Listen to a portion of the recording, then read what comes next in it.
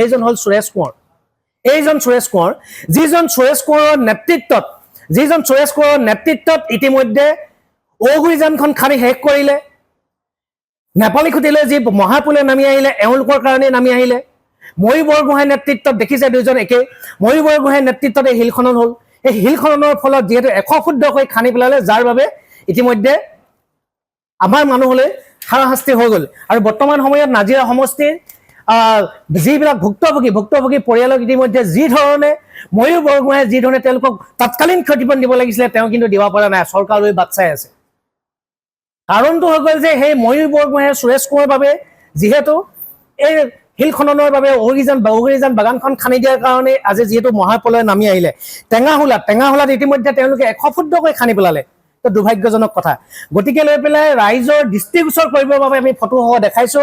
এইজন হ'ল সুৰেশ কোঁৱৰ, শিল খননৰ মূল কাণ্ডাৰী আৰু ময়ূৰ বৰগোহাঁই। আৰু দ্বিতীয় কথাটো হ'ল যে দিখৌ নদীয়েদি যিহেতু পানীটো আহিলে, এই যে পলসটো আহিলে এবুকু এককাল এনে এই যে পলসটো যে ইতিমধ্যে আহিলে, এই পলসটো কিয় আহিলে? পলসটো কয়লা খননৰ বাবে আহিলে। কয়লা খননৰ ইতিমধ্যে আপোনালোকে জানে, কয়লা খননৰ আপোনাৰ মূল মানুহকেইটা কোন কোন? মূল মানুহকেইটা আপোনালোকে জানে যে চৰকাৰী ধৰ্মেশ্বৰ কোঁৱৰ, সুশান্ত বৰগোহাঁই, এই দুজন মেল কাণ্ডাৰী। ইয়াতে তেওঁলোকক আপোনালোকক কৈছো, এওঁলোকে চিণ্ডিকেট, ধৰ্মেশ্বৰ কোঁৱৰ আৰু আমাৰ সুশান্ত বৰগোহাঁই, তেওঁলোকে চিণ্ডিকেটৰ পইচা পাবৰ বাবে আচলতে তেওঁলোকে এই অবৈধভাৱে কয়লা খননটো কৰি আছে, যাৰ বাবে আমাৰ মাজলৈ কিন্তু মহাপ্ৰলয় নামি আহিছে। আপোনালোকক কৈছো, নিমনাগড়ত ইতিমধ্যে ধৰ্মেশ্বৰ কোঁৱৰে প্ৰতিখন গাড়ীৰ পৰা 18,000 টকা লয়। আৰু দ্বিতীয়তে হ'ল গেলেকীত আছে বিজেপিৰ শিৱসাগৰ জিলাৰ সম্পাদক পংকজ গগৈ, তেখেতে লয় 18,000 টকা চিণ্ডিকেট। আৰু দ্বিতীয়তে হ'ল নাগিনীমৰাত যিটো চিণ্ডিকেট চলাই আছে, নাগিনীমৰাৰ চিণ্ডিকেটটো হ'ল সেই শিল খননৰে ময়ূৰ বৰগোহাঁই সোঁহাত সেই সুৰেশ কোঁৱৰ, তেখেতে লয় 27,000 টকা। প্ৰতিখন গাড়ীত তেওঁলোকে চিণ্ডিকেট লয়। আৰু এই কয়লা খননৰ লগত জড়িত কোন কোন আছে? কয়লা খননৰ জড়িত লগত মানুহকেইটা আমাৰেই আছে। আপোনালোকক যে নামকেইটা মই কৰিছো, কয়লা খননটো সম্পূৰ্ণৰূপে সুশান্ত বৰগোহাঁইৰ নেতৃত্বত হৈ আছে। আৰু বিভিন্ন সময়ত শিৱসাগৰত দেখিছে সুশান্ত বৰগোহাঁই যাতে নাপাত্তা হৈ আছে, নাই মানুহৰ ৰোষত পৰে বুলি সুশান্ত বৰগোহাঁই ইতিমধ্যে মানুহৰ মাজলৈ আহিব পৰা নাই। সেই সুশান্ত বৰগোহাঁইৰ যিবিলাক সেনাপতি, সেই সেনাপতিসকলৰ মই নাম কৈ দিছো, য'ত তেওঁলোক ইতিমধ্যে কয়লা খননৰ সম্পূৰ্ণৰূপে জড়িত হৈ আছে। এইটো কি আছিলে বুলি এজন মানুহ আছে, নিৰামতুল্লাহ খান বুলি এজন মানুহ আছে। সুৰেশ কোঁৱৰ কয়লাৰ লগতো জড়িত। মহাপ্ৰলয়টো এই আমাৰ 19 জুলাই তাৰিখে মহাপ্ৰলয়টো সুৰেশ কোঁৱৰৰ প্ৰতিটো ফালৰ পৰাই তেখেত জড়িত হৈ আছে। সুৰেশ কোঁৱৰ, পৱন দাগা, তো আবু হুছেইন, দেৱাংশু দাস, দীপক আগৰৱাল, মাতলুক কন্যাক আৰু সত্যজিৎ বুঢ়াগোহাঁই, টনি, তেখেতৰ শ্বৰ্ট নামটো টনি বুলি ক'লে সকলোৱে চিনি পায়। আচলতে এই বিহুবৰ অঞ্চলৰ এই যিটো কয়লাৰ যিটো চিণ্ডিকেট, এই খনন কাৰ্যৰ লগত জড়িত এওঁলোকৰ নেতৃত্বতে খনন কাৰ্য চলি আছে। ধৰ্মেশ্বৰ কোঁৱৰ বা আজি সুশান্ত বৰগোহাঁই তাৰ ওপৰতে চিণ্ডিকেটৰ পইচাটো লয়, কিন্তু খনন কাৰ্য চলোৱা মানুহকেইজন এইকেইজন, এই সেনাপতিকেইজনে খনন কাৰ্য চলাই আছে। সুৰেশ কোঁৱৰ কয়লাৰ লগতো জড়িত আছে, সুৰেশ কোঁৱৰ শিল খননৰ লগতো জড়িত আছে। ময়ূৰ বৰগোহাঁই সুৰেশ কোঁৱৰ লগ লাগি শিল খনন কৰি আছে, যাৰ বাবে মহাপ্ৰলয় নামি আহিল। কয়লা খননৰ লগত সুৰেশ কোঁৱৰ জড়িত আছে, সত্যজিৎ বুঢ়াগোহাঁই, টনি, এই চিণ্ডিকেটৰ বাবে ইতিমধ্যে এই আমাৰ যি মহাপ্ৰলয় নামি আহিলে। তো গোটেই কথাটো হ'ল যে ক'বলৈ কিছু সময়ত লাজ লগা কথা, কিছু ছাত্ৰ সংগঠনৰ জিলা পৰ্যায়ৰ নেতাও ইতিমধ্যে ঔগুৰিজানৰ শিল খননৰ লগত জড়িত হৈ আছে। ঔগুৰিজানৰ শিল খননৰ লগত জিলা পৰ্যায়ৰ নেতাও ইতিমধ্যে জড়িত হৈ আছে। তেওঁলোকৰ মুখাবিলাক ইতিমধ্যে এতিয়া লুকাই আছে, আনৰ কথাবিলাক আচলতে লুকাই আছে। যে এই শিল খনন ঔগুৰিজানখন ইতিমধ্যে খানোতে কিমান মানুহ জড়িত হৈ আছে। তাতে আছে নিৰামতুল্লাহ তাত জড়িত, সুৰেশ কোঁৱৰ তাত জড়িত, টনি তাত জড়িত। মূল সেনাপতিজন হ'ল আকৌ সুৰেশ কোঁৱৰ। আপোনালোকক কৈছো যে কয়লা খননৰ লগত যে সুৰেশ কোঁৱৰ জড়িত। আপোনালোকে এইখন দেখিছে, তেখেতৰ ফটো, এইখন সুৰেশ কোঁৱৰ, ময়ূৰ বৰগোহাঁই সোঁহাত। আৰু দ্বিতীয়তে আছে শিল খননৰ লগত জড়িত। চখ পাইছে তেওঁলোকে, পিছফালে এখন শিল খননৰ ফটো দিছে, দ পুখুৰীবিলাক দিছে, আৰু পিছফালে তেওঁলোকে এখন ফকলেণ্ড দিছে, যিবিলাকে তেওঁলোকে খানে। কিন্তু এই সুৰেশ কোঁৱৰ এনেকুৱা মানুহবিলাক যিটো ফটো ছেশ্যন লৈছিলে, বৰ্তমান সময়ত এই মানুহবিলাকে কিন্তু লুকাই আছে। এতিয়া বৰ্তমান সময়ত তেওঁলোক লুকাই আছে, যে তেওঁলোকৰ বাবে যে বানটো আহিল, তেওঁলোকৰ বাবে যে মহাপ্ৰলয়টো আহিল, তেওঁলোক বৰ্তমান লুকাই আছে। আচলতে নাজিৰা সমষ্টিত যিমান লক্ষ্মীজান, ঔগুৰি, বিহুবৰ, নেপালী খুটি মাজগাঁও যিমান মানুহ ঘৰ ইতিমধ্যে শেষ হৈ গ'ল, যিমান মানুহ ইতিমধ্যে মৃত্যু হ'ল, তাৰ বাবে দায়ী কিন্তু ময়ূৰ বৰগোহাঁই, তাৰ বাবে দায়ী সুৰেশ কোঁৱৰ। সম্পূৰ্ণ খৰচ তেওঁলোকে যিমান পইচা গতিলে, যিমান শিল খনন কৰি পেলালে, যিমান শিল তেওঁলোকে 100 ফুট দলৈকে খানিলে, তাৰ যিমান তেওঁলোকে প্ৰফিট পালে বা যিমান তেওঁলোকে পইচা পালে, সেই পইচা বৰ্তমান সময়ত মৃত্যু হোৱা মানুহবোৰৰ ঘৰত তেওঁলোকে দিব পাৰিছেনে নাই পৰা? ধ্বংস হোৱা মানুহবোৰৰ ঘৰত তেওঁলোকে দিব পাৰিছে নাই পৰা? চৰকাৰলৈ এতিয়া সকলোৱে চাই থাকিব লগা হৈছে। চৰকাৰে মুখ্যমন্ত্ৰী হিমন্ত বিশ্ব শৰ্মাৰ নেতৃত্বত কেতিয়া সাহায্য আহিব, কেতিয়া আমাৰ ঘৰবিলাক পুনৰ হ'ব, কেতিয়া আমাৰ লেপটৰিবিলাক আমি এখন শুকান নতুন লেপটৰি কেতিয়া হ'বলৈ পাম, এনেদৰে মানুহে চাই থাকিব লগা হৈছে। বৰ্তমান সময়ত আকৌ যি মুখ্যমন্ত্ৰী ডাঙৰীয়াৰ সাহায্য আহিছে, এই সাহায্যটো কিন্তু বিসংগতিপূৰ্ণভাৱে হৈ আছে। উচিত ক্ষতিপূৰণ যিসকল মানুহে পাব লাগে পোৱা নাই। গতিকে আমি কৃষক মুক্তি সংগ্ৰাম সমিতিয়ে দাবী জনাইছো যে শিল খননৰ লগত জড়িত মূল কাণ্ডাৰী মুখ্যমন্ত্ৰী হিমন্ত বিশ্ব শৰ্মাই এওঁলোক কেইজনৰ ওপৰত আচলতে এতিয়া বিহিত ব্যৱস্থা গ্ৰহণ কৰিব পাৰিব নোৱাৰে। জিলা উপায়ুক্ত বা কোনোবাইতো এওঁলোকক ঢুকি নাপায়গে, এওঁলোকক একো কৰিব নোৱাৰে। এওঁলোকক মুখ্যমন্ত্ৰীয়ে কি পদক্ষেপ গ্ৰহণ কৰিব, সুৰেশ কোঁৱৰক কি পদক্ষেপ গ্ৰহণ কৰিব, ময়ূৰ বৰগোহাঁইৰ ওপৰত কি পদক্ষেপ গ্ৰহণ কৰিব? শিল খনন বন্ধ হ'বনে নহয়? কয়লা খনন ইতিমধ্যে বন্ধ হ'বনে নহয়?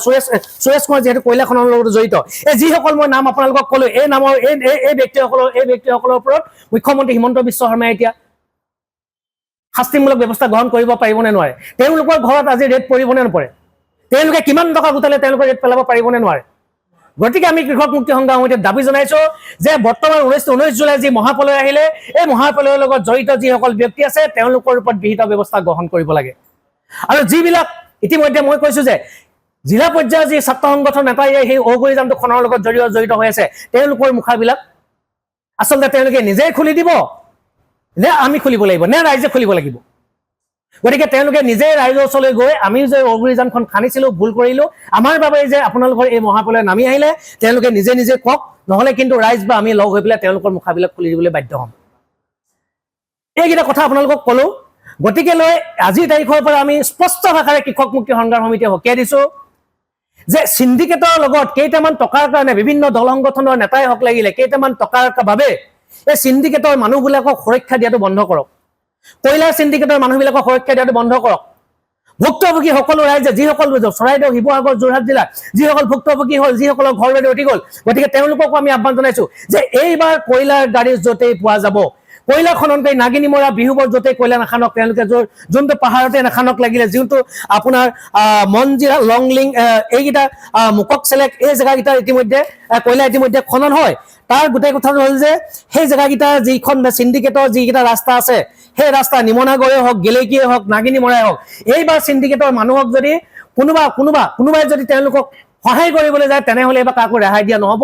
বহু মানুহ ধ্বংস হৈ গ'ল, বহু মানুহ বহু বছৰ পিছুৱাই গুচি গ'ল। গতিকে এই তিনিখন গেটেৰেদি এইবাৰ যদি কয়লাৰ গাড়ী আহিবলৈ হয়, তেনেহ'লে কয়লাৰ গাড়ী ভুক্তভোগী ৰাইজৰ সহযোগত আমি কৃষক মুক্তি সংগ্ৰাম সমিতিও কিন্তু সেই কয়লাৰ গাড়ী আমি চলাই দিম। সেই কয়লাৰ গাড়ী চলাই দিবলৈ আমি বাধ্য হ'ম। আৰু দ্বিতীয় কথাটো হ'ল শিল খনন কৰি যদি শিল তাত যদি পুনৰ খানিবলৈ হয়, সেই শিল যদি বাহিৰলৈ ওলাই আহিবলৈ হয়, কাৰণ তেওঁলোকৰ তাত গুণ্ডাগিৰি চলে, দাদাগিৰি চলে, তালৈ সাংবাদিক যাব নোৱাৰে, শিল খননৰ জেগালৈ কেমেৰা লৈ যাব নোৱাৰে, তাত গুণ্ডাগিৰি দাদাগিৰি কৰি থাকে, তালৈ মানুহ যাব নোৱাৰে। কিন্তু তাৰ পৰাতো শিল খানি এবাৰ বাহিৰত ওলাই আহিব।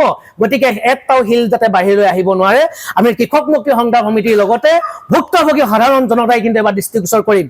কোনো পৰ্যায় কয়লা আৰু শিল এইকেইটা ঠাইৰ পৰা আহিবলৈ দিয়া নহ'ব। কয়লা মাফিয়াসকলক আমি সকীয়াই দিছো, সুৰেশ কোঁৱৰক সকীয়াই দিছো, টনিক আমি সকীয়াই দিছো, আৰু ময়ূৰ বৰগোহাঁইকো সকীয়াই দিছো যাতে এইবাৰ শিল বাহিৰলৈ আহিব নোৱাৰে। আৰু দ্বিতীয় কথাটো হ'ল সুশান্ত বৰগোহাঁইকো সকীয়াই দিছো, তুমি যিমানেই পুলিচ বাহিনী নলগোৱা লাগিলে, যিমানেই তুমি গুণ্ডা বাহিনী নলগোৱা লাগিলে, তোমাৰ ওপৰত যদি দিল্লী ওলাৰ আশীৰ্বাদো যদি আছে, তেতিয়াও কিন্তু কয়লাৰ সিন্ডিকেট এবাৰ বন্ধ হ'ব লাগিব। কয়লা এইফালে পাৰ হৈ যাব নোৱাৰিব। প্ৰতিখন গাড়ী যদি ইতিমধ্যে কয়লাৰ এই সিন্ডিকেট জেগাকেইটাৰ গেট কেইখন যদি পাৰ হৈ কয়লা বাহিৰলৈ আহে, কয়লা গাড়ী ইতিমধ্যে জ্বলাই দিয়া হ'ব, শিলৰ গাড়ী জ্বলাই দিয়া হ'ব। এই কথাত আমি কৃষক মুক্তি সংগ্ৰাম সমিতিয়ে দাবী জনালো আৰু হুংকাৰ দিছো, আৰু ভৱিষ্যতে নকৰিবলৈ আমি সকীয়াই দিছো। কাৰণ আপোনালোকৰ বাবে সুশান্ত বৰগোহাঁই, ময়ূৰ বৰগোহাঁই, সুৰেশ কোঁৱৰ, টনি, এওঁলোকৰ বাবে আজি চৰাইদেউ, যোৰহাট আৰু শিৱসাগৰলৈ মহাপ্ৰলয় নামি আহিলে আৰু বহু মানুহ ধ্বংস হৈ গ'ল। নেপালী খুটিৰ দৰে এখন গাঁও শেষ হৈ গুচি গ'ল। গতিকে আৰু এনেকুৱা হ'বলৈ দিয়া নহ'ব।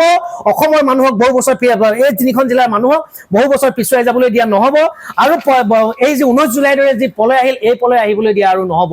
এওঁলোকৰ দৰে মানুহক ইতিমধ্যে ৰাইজে নাকি লগাব লগা হ'ল। ৰাইজে নাকি লগাব লাগিব তেওঁলোকক। গতিকে আমি ময়ূৰ বৰগোহাঁই, সুশান্ত বৰগোহাঁই, সুৰেশ কোঁৱৰ সকীয়াই দিছোঁ, ভৱিষ্যতে যাতে শিল আৰু কয়লা খনন যাতে নকৰে আৰু শিল আৰু কয়লাৰ গাড়ী যাতে এইকেইটা জেগাইদি পাৰ হৈ আহিব নোৱাৰে। আজি আমি কৃষক মুক্তি সংগ্ৰাম সমিতিৰ উদ্যোগত আমি সংবাদমেল আয়োজন কৰিছোঁ। সংবাদমেলৰ আমাৰ মূল কাহিনীটোৱে হৈছে যে 19 জুলাই তাৰিখে শিৱসাগৰ, চৰাইদেউ আৰু যোৰহাট এই তিনিখন জিলালৈ যি মহাপ্ৰলয় নামি আহিছিল, এই মহাপ্ৰলয় কি কাৰণে আহিলে, কাৰ কাৰণে আহিলে, কিয় আহিল, এই সম্পৰ্কে আজি আমি ৰাইজৰ মাজত অৱগত কৰিব বিচাৰিছোঁ। যিটো সময়ত ইতিমধ্যে দেখিছে এই মহাপ্ৰলয়ৰ মূল নায়ক কেইজন বৰ্তমান ৰাইজৰ মুখৰ আঁৰৰ পৰা তেওঁলোক আঁতৰি আছে। বৰ্তমান সময়ত দেখা গৈছে যে যিহেতু 19 জুলাই তাৰিখে যি মহাপ্ৰলয় আহিছিল, এই মহাপ্ৰলয় দিখৌৱেদিনী পানীটো যিহেতু আহিছিল, সেই মহাপ্ৰলয়ৰ মূল কাৰণটোৱে হ'ল যে শিল খনন। ঔগুৰিজান যিখন বাগান আছিল, এই বাগানখন খান্দাৰ ফলতেই আচলতে সুৰাহুৰে পানী সোমাই আহিল। নেপালী খুটি, মাজগাঁও, ধৰক টেঙাহোলা হৈ পেলাই যিটো পানী ইতিমধ্যে আহিলে, নেপালী খুটি নামৰ যিখন গাঁও হৈছে, গোটেই গাঁওখনে ইতিমধ্যে শেষ হৈ গ'ল। আচলতে মূল কথাটোৱে হ'ল যে শিল আৰু কয়লা খনন। প্ৰথমেই কৈছোঁ যে শিল খননৰ আঁৰৰ মানুহকেইজন কোন আছে। শিল খনন আপোনালোকে দেখিছে যে ঔগুৰিজান বাগানখন ইতিমধ্যে খান্দি শেষ কৰি পেলালে, যাৰ বাবে এই মহাপ্ৰলয়ৰ আৰম্ভণি হ'ল। আৰু মাজগাঁও, নেপালী খুটি যিহেতু টেঙাহোলা দিখৌ নদীৰ কিনাৰত যিহেতু 100 ফুটকৈ দকৈ ইতিমধ্যে খান্দি পেলালে, 100 ফুট দ খান্দি পেলালে, যাৰ বাবে এই মহাপ্ৰলয়টো আহিবলৈ ল'লে। ইয়াৰ মূল মানুহজনেই হ'ল, ইতিমধ্যে দেখিছোঁ কিছু ক্ষেত্ৰত নাজিৰা সমষ্টিৰ বিধায়ক তেখেতে ৰাইজৰ মাজত লাগি আছে। তেখেতে কিন্তু ৰাইজৰ আগত ক'বলৈ যাব পৰা নাই যে এই মহাপ্ৰলয়ৰ মূল কাৰণটো হ'ল যে শিল খনন। আৰু শিল খননৰ তেওঁ মূল নায়ক আচলতে ময়ূৰ বৰগোহাঁই, নাজিৰা সমষ্টিৰ বিধায়ক ময়ূৰ বৰগোহাঁই এই শিল খননৰ লগত সম্পূৰ্ণৰূপে জড়িত। এই জড়িত তেওঁ সেনাপতিজন হ'ল, ময়ূৰ বৰগোহাঁই সেনাপতিজন হ'ল যে সুৰেশ কোঁৱৰ। বৰ্তমান সময়ত সুৰেশ কোঁৱৰৰ নামটো বহু সময়ত দেখা গৈছে, কিছু মানুহে ল'ব বিচৰা নাই। সুৰেশ কোঁৱৰ হ'ল ময়ূৰ বৰগোহাঁই সোঁহাত।